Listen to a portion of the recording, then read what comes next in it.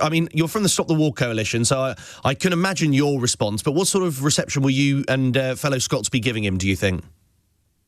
I don't think Donald Trump will get a particularly warm welcome, much to Pierre's disdain, actually. I think it's quite likely that those protests will be sizable, not just because of the presence of Donald Trump, but because of the attitude that our politicians, notably John Swinney and Keir Starmer, are likely to display when they meet him. These meetings are going to take place under the auspices of the national interest. John Swinney's going there in the Scottish national interest to meet with Trump, or so he says, as is Keir Starmer. But I think from what we've seen of both of their engagements with Trump so far since he took office again, they're going to do anything but champion Scotland's national interest. It's not in Scotland's national interest to conduct a meeting with a man who behaves like Trump does, with a man who, despite the fact that, as you just said when you were reading out the front pages earlier on, 46 Palestinians dying of starvation in Gaza just now, continues to arm the Israeli state. A man who continues to funnel bombs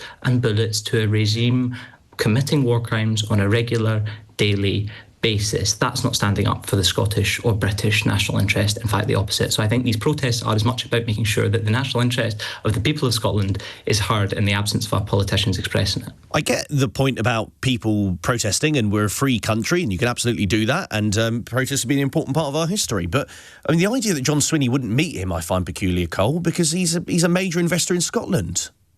Yes, I think John Swinney should meet Donald Trump, and I think John Swinney should tell Donald Trump what he thinks. I think he should bemoan the fact that Donald Trump sent $510 million worth of weapons to Israel as early as the 1st of July, after the UN said Gaza was the hungriest place on earth, with food sitting just 3 miles over the border. If I trusted John Swinney to communicate those concerns to Donald Trump, I would have no problems. But what we have seen persistently from the Scottish Government is, while rhetorically they may be willing to stand up to him, in practice they do anything but. When Donald Trump, much like Keir Starmer, said you need to spend 5% of your GDP on defence spending, John Swinney was content to back it, despite the fact that this country's national interest needs anything but 5% of GDP. Keir Starmer routinely talks about fiscal rules, routinely talks about the state of our economy, and yet they are prepared to find the money for defence spending on Donald Trump's command. They're rolling over for him time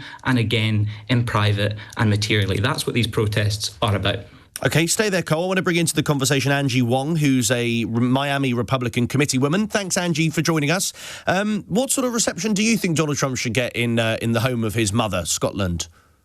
Well, I think that world leaders have long learned that if you praise Donald Trump the minute they meet him, that it goes a long way, and he opens up doors and he becomes your best friend. And right now we're in the middle of trade deals around the world. So I think that Scottish First Minister John Swinney should be meeting with Donald Trump. I know Keir Starmer is rolling out the red carpets for him, and that's exactly what world leaders do. This is not an official diplomatic summit, but it is soft diplomacy in action. So I think, why not? You know, Donald Trump is trying to reset the world right now, especially with the U.S. tariffs. This is a little soft showing that we're going to be receptive, we can speak, and we have open communications. Over golf. Why not? This is a perfect, it's actually the perfect summit. You said he's everyone's friend when they meet him. I mean, I don't think Volodymyr Zelensky felt like that, and I don't think the countries he's whacked massive tariffs on feel like that.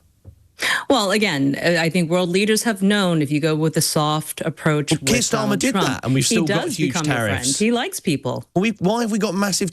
Keir Starmer couldn't have done any more. He gave him a letter from King Charles. He gave him everything he wanted, and then the next thing we know, yes, we've got the 10% base tariff, but on certain other industries, we've got massive tariffs. And he's doing that around the world. He's not just picking on the UK. You know, clearly he just did a trade deal with Japan, and Japan had to give us $500 billion as a signing bonus just to trade with Japan.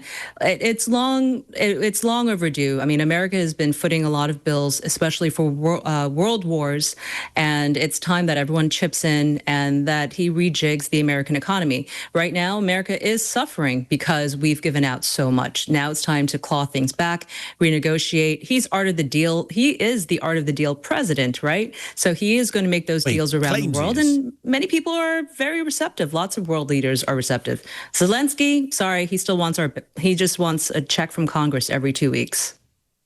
Well, yeah, because there was an illegal invasion on his country. But why should the Americans pay for it? Why should we be footing the bill? And that's why he went to NATO. Trump went to NATO and asked 5% from everybody. Anyway, I mean, Donald Trump's now stepping up some weapons for Ukraine. But anyway, Angie, I'll come back to you in a second. Coll, McCail, any response to what Angie has said then?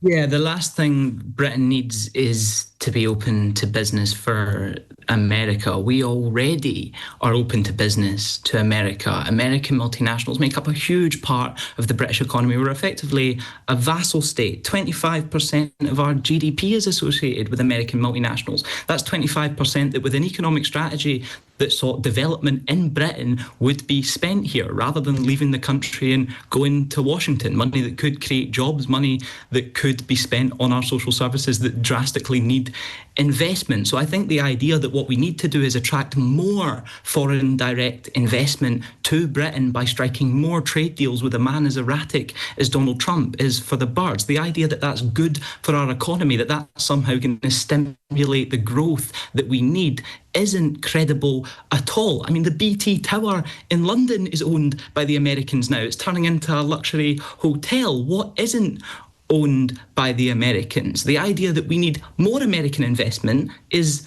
daft, not least because it strips control and power from the British people. We have a right to be able to control our own economy. We have a right to be able to say who owns what in our economy. And the idea that striking more deals with Donald Trump is going to be good for that economy when we're already one of the most foreign-owned economies. Angie? Yeah, no, look, we're going for an America First policy. By definition, that means someone comes second. It's time that America stop being second-footed around the world. We've had these antiquated tariffs forever. And we've allowed this to happen because our past presidents have been so lazy to renegotiate. Here's a guy who wants to completely flip the world upside down and renegotiate. And you know what? It's happening.